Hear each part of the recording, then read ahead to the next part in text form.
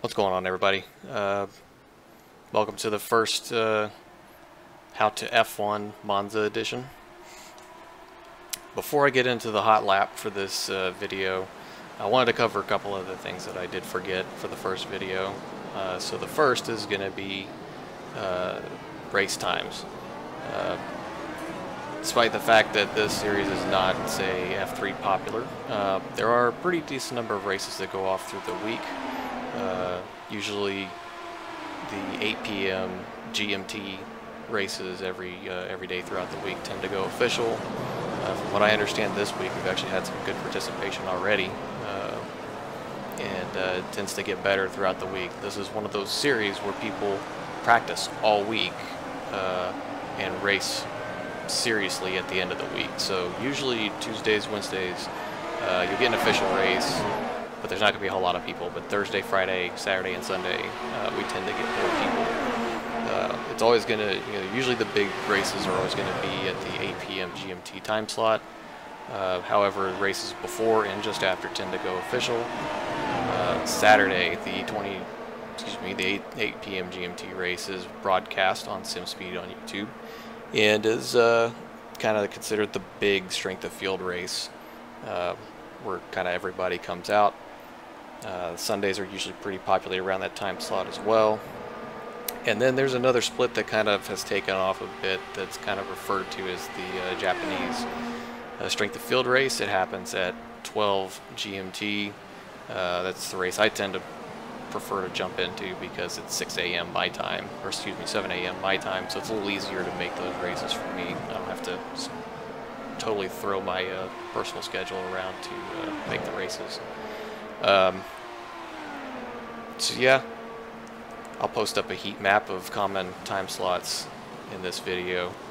And then the second thing I wanted to cover is setups. People a lot of times will ask, on Reddit or the forums or what have you, they'll either ask questions or they'll mention, well, I really don't want to get into the engineering side of this car. It's too complicated to set up. And I totally understand that. Coming from a NASCAR background, I really don't understand how to set up a Formula One car. I have a vague idea of certain things, what the ARBs do, what the springs do, what the wing settings will do for me. I can adjust brake bias and things of that nature. But for me to sit there and build a setup from the ground up, yeah, admittedly, that's definitely not my strong point either. Fortunately, iRacing and the update that I mentioned previously last year that brought some new life to this car started bringing in track-specific setups. So here at Monza, they have one that is specifically dedicated for Monza. And these setups, unlike past iterations of iRacing setups, they are actually very good. They're very competitive. Plenty of guys that I know of that run in the top splits use these setups to great effect. So you don't have to pay money to a setup shop. You don't have to be an engineer to get a competitive setup for this car. All you have to do is just go into your iRacing setup folder and load up that week's setup, and you're good. You're good to go. Now, obviously, if you want to try to find those extra couple of nths of a second, or you may want to change some things for your own personal comfort, it's not a bad idea to go through and try to learn a little bit just to improve your experience a bit. But if you have absolutely no desire to deal with it, then there's perfectly good competitive setups available for you on iRacing. So without further ado, we'll get into the hot lap. Alright, so here we are exiting the parabolic onto the main straight. Across the start finish line, you'll notice I'm not using DRS in these runs to get a more accurate portrayal for race laps. Getting into this first chicane, I brake about between the 150 and 100 markers. Careful going too far to the right in that first turn. You could get a slowdown. Second gear through there, going all the way back up to 8th gear by the time we exit this sweeper and head into the second chicane. Brake just before the 100 marker. Careful with these curbs right here. That second one especially will throw you across the racetrack. For this corner, I brake a little bit early and then get on the power a little early to try to keep it, you know, from getting too far wide. Same thing here, try to sort of get the right sides on that inside curb but not too far. And you have to be careful exiting those two Lesmos as you can get an off track.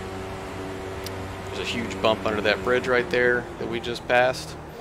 You can go to the left or right of it. Ascari, probably the most fun part of this track.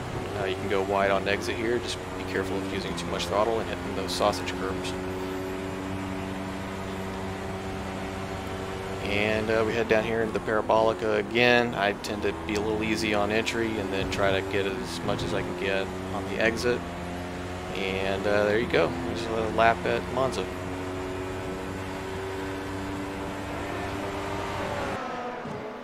One last thing I wanted to get into before I end this video is tire strategy. Monza is generally considered a low tire wear track.